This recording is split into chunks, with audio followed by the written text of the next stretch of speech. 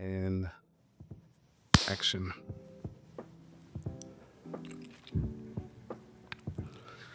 Ooh, your boy is tired. Tired, extremely tired. This weekend has been one of the busiest weekends that I've had probably within the last 6 months.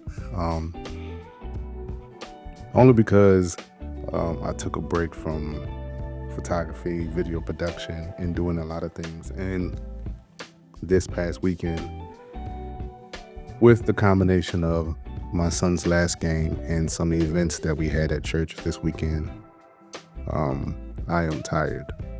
I am super tired, but I am here and I am still fulfilling my obligation to do this podcast by just doing it, or in other words, taking action and not succumbing to imposter syndrome. I almost relapsed. And the reason why I relapsed is because I just downloaded the apps, social media apps to my phone. Bye TikTok. TikTok is no longer here. But anyways, I downloaded the apps back to my phone. TikTok, Facebook, Instagram. Gratefully, TikTok has been shut down for right now, so I don't have to entertain it. But I quickly found myself being entertained again by Facebook and Instagram, and quickly finding myself comparing myself to what's going on. Now, granted, let me take this back. I've had Instagram back on my phone since the beginning of the year because that's one of the platforms that I use to promote what I'm doing. So that's why I've been using that one. But I found myself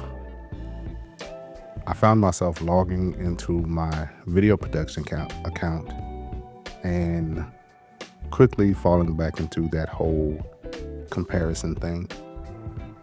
And this time around, immediately I had to catch myself and remove that account off my phone. So the only account that I have on my Instagram is the Conversations with Woo, which is, at the moment, it's needed. I will log back into my video production account soon because, like I said, this weekend I was hired to shoot some BTS vlog style content for some guys that I know. These are my boys, these are my guys. They like family to me. And we went to the studio in Charlotte and we got some content. But anyways, the real reason why we're here today and for this episode 3 of Conversations with Woo is, remember in the first episode where I said that just doing it or taking action is important because it has an impact on your children. Now, this is for people who have children. The reason why it's so important for you to take action because you are the first example that your children get to see.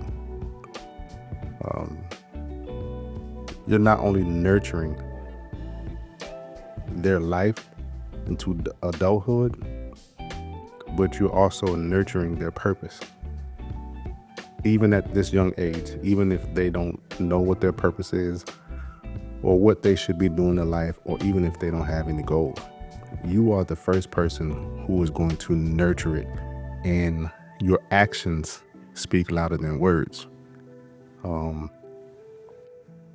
14-year-old, within the past, I say week, 2 weeks, my wife and I, we have been talking to her about a lot of things. And one of the biggest things that we've had to talk to her about is accepting her for who she is. finding who she is, because she's very influential. And it's not just because she's a teenager now, but she's been like this for years. And one of the moments,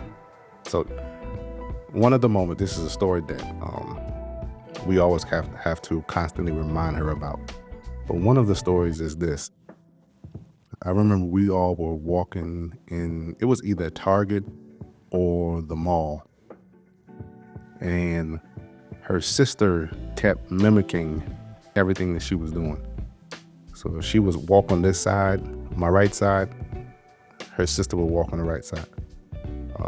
If she was walking and twirling, her sister was walking and twirling. If she was walking and flailing her hands, her sister was walking and flailing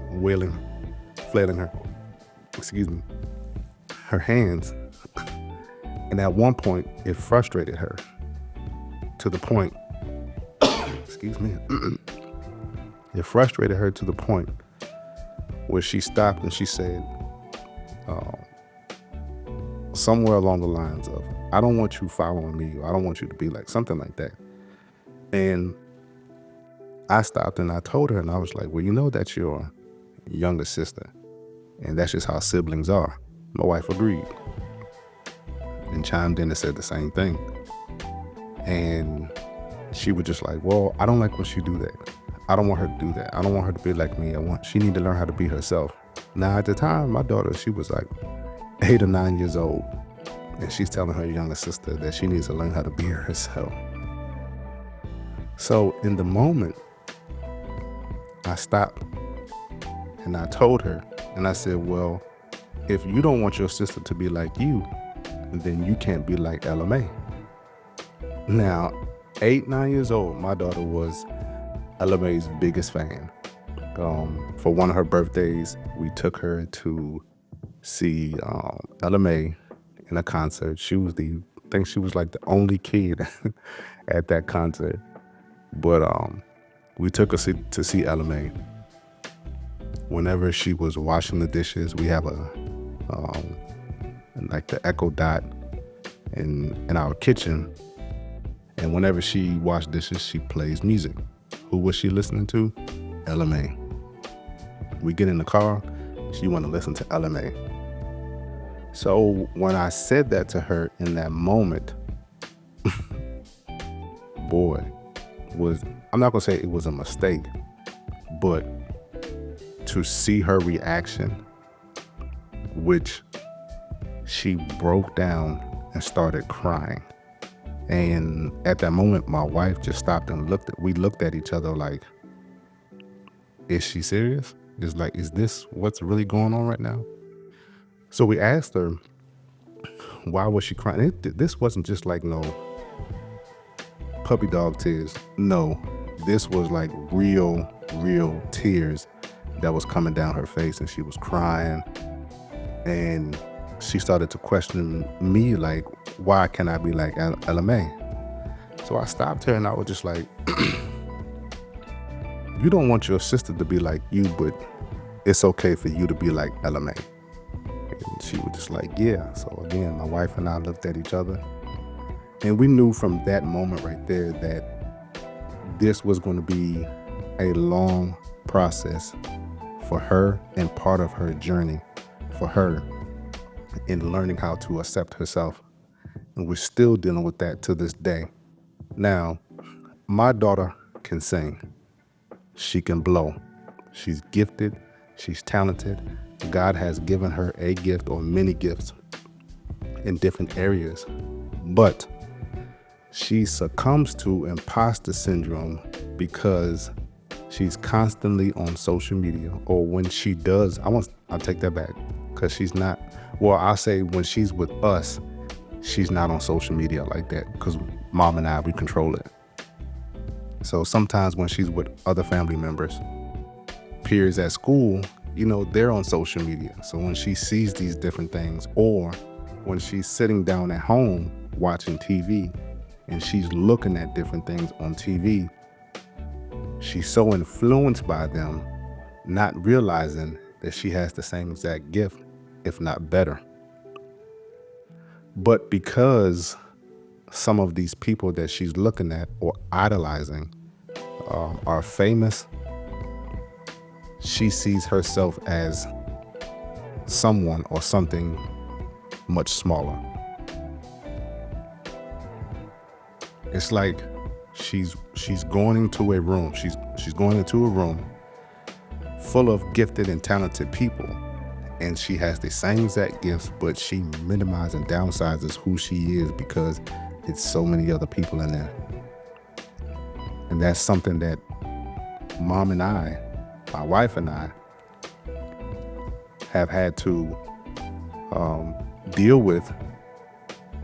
Let me take that back. That sounds so negative. It's not like we're dealing with it. That's something that mom and I have been doing the best that we can. Words of encouragement, affirmation, therapy, having her speak to just other family members, other people who's in the industry that she said that she wanted to be a part of at one point. We've had to nurture her the best way that we possibly can in getting her to see who she is and how gifted she is. Now, my daughter has performed at many different talent shows. She's part of the youth praise and worship team at church.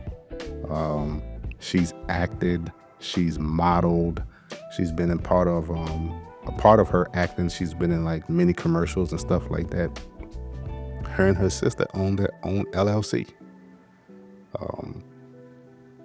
She pretty much has her own mini studio. She has her laptop, her microphone, her small keyboard to where she can make her own music.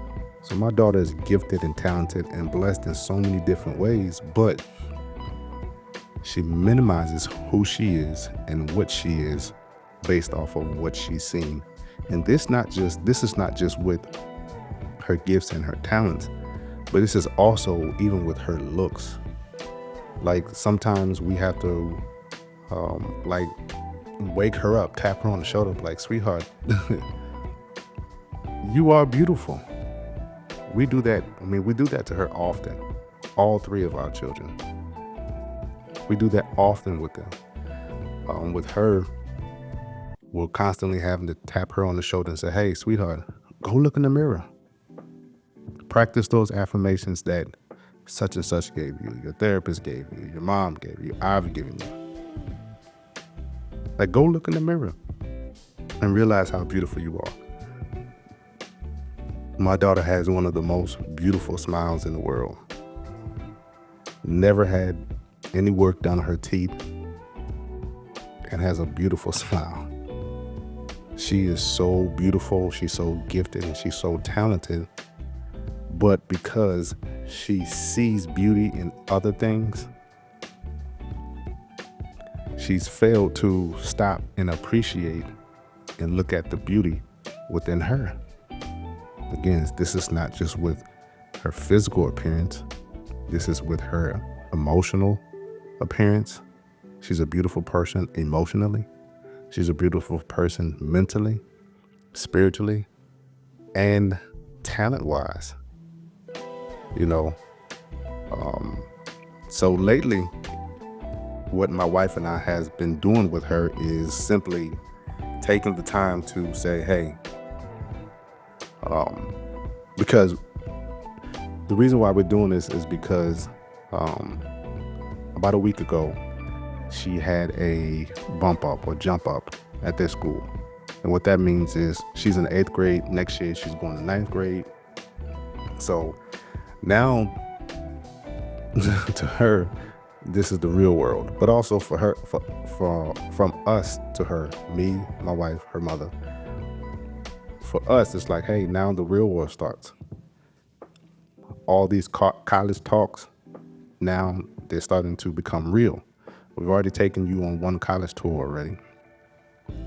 Now we got to start preparing you for even more college tours. Now you're sitting down with a guidance counselor and they're looking at your grades. Now they're figuring out this educational plan for you. And in the process of that, or before that, We sat down, we had to talk with her, and we told her, hey, look, because we're not seeing you taking action at home on all these things that you say you want to be. And she turned around and she said, well, there was an incident that happened. We sat down, we talked to her. In the process of talking to her, we said, you're not showing us that you really want to do something. And her response was, well, I did it for one day. You guys didn't even notice it. And we told her, we noticed it, but it's just that you haven't been consistent with doing it. And I said, well, maybe the reason why you don't do it is because you haven't set it as a goal. So we gave her the task of taking some time and writing down 3 to 5 goals for yourself. It can be personal and it can be educational. So she did that. She wrote about 5 of them. I think it was really about 6. So then we told her, hey, look, now you have to put it into action. And she didn't know how to do it. So we help her create an action plan. But this is the thing. We help her with an action plan for one of the goals. And then we task her to create an action plan for the rest of them. So that's what we're doing for her now. The very thing that I talked about in episode 2, or one of the tools or tips that I gave y'all in episode 2, we're having to do the same exact thing for our daughter. It's something that I had to do for this podcast, something that my wife had to do for her independent publishing company that she owns, where she's preparing to release her new book next month. She had to take an action plan. I had to take an action plan. And now, the very thing I talked about in episode 1, why it's important for you to take action and just doing it, we're having to live the example and now teach it and show it to our children. And in this case, it happens to be our 14-year-old daughter.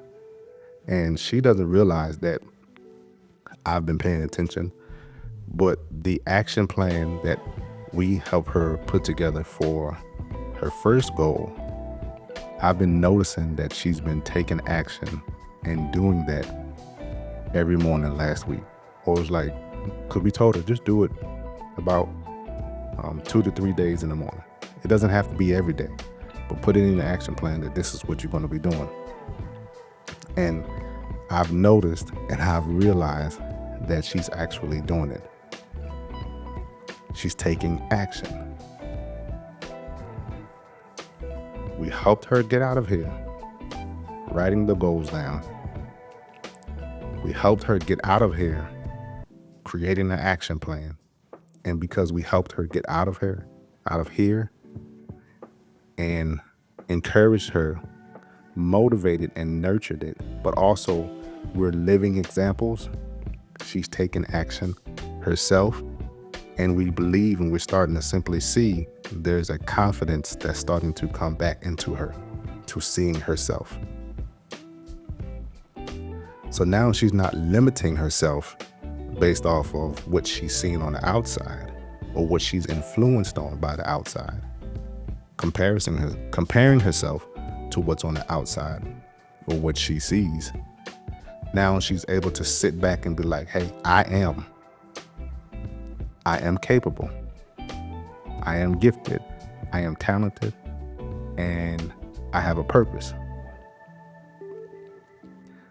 And that's why it's important as parents for us to not just be sitting there yelling, fussing, pushing, coaching, and nurturing our children, and we sit back.